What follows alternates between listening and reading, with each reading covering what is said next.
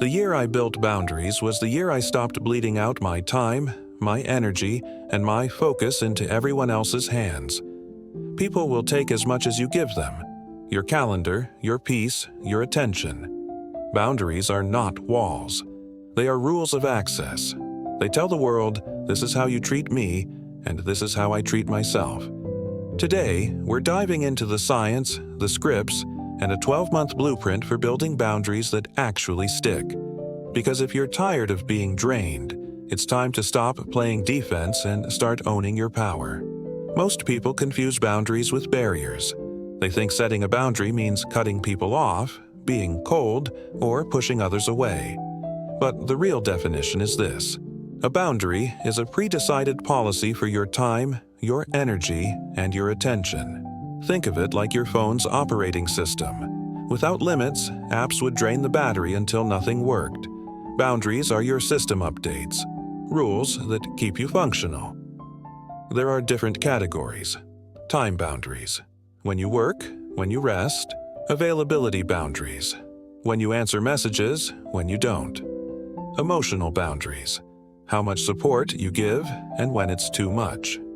Digital boundaries: screen-free times, notifications off. Financial boundaries: what you lend, what you cover. Physical boundaries: space, touch, privacy. Conversational boundaries: off-limit topics or gossip policies. Boundaries aren't one-size-fits-all. They're tailored policies. Your life, your rules. So why does this work? 3 big pillars. 1. Assertiveness. Assertiveness is the ability to stand up for yourself without aggression. Meta-analyses show it lowers anxiety and improves relationships. It's a skill, not a personality trait. That means anyone can learn it. 2. Communication frameworks. DBT's Dear Man method: describe, express, assert, reinforce, mindful, appear confident, negotiate, turns a vague protest into a clear, actionable statement.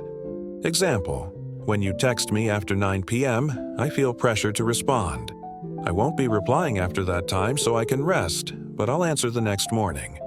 That's kind, clear, and consistent. 3.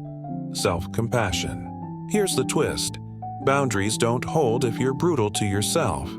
Studies show that self-compassion, not self-criticism, leads to resilience and follow-through. If you set a boundary and slip, self-criticism makes you cave. Self-compassion gets you back on track.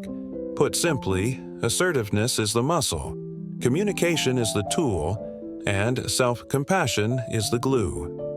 Together, they make boundaries sustainable. So, how do you actually build boundaries over a year? Here's a step-by-step blueprint. Month 1. Audit and define. List the top 10 things that drain you. Circle the ones that don't align with your values. Write one boundary purpose statement. I am protecting my health and focus so I can be present for family. Month 2. Work hours. Set start-stop times. Add an email footer. I check emails 9 to 5. Install Do Not Disturb after hours. Month 3. Communication rules. Practice Dear Man on low-stakes situations once a week. Train the muscle. Month 4. Digital detox. Kill notifications. Carve out phone-free mornings. Weekend auto-replies. Month 5. Family and friends.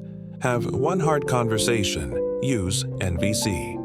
Example: I love our talks, but I can't take late-night calls during the week. Month 6. Emotional labor budget. Set a cap: 2 support calls per week, max 30 minutes. Log how you feel afterward.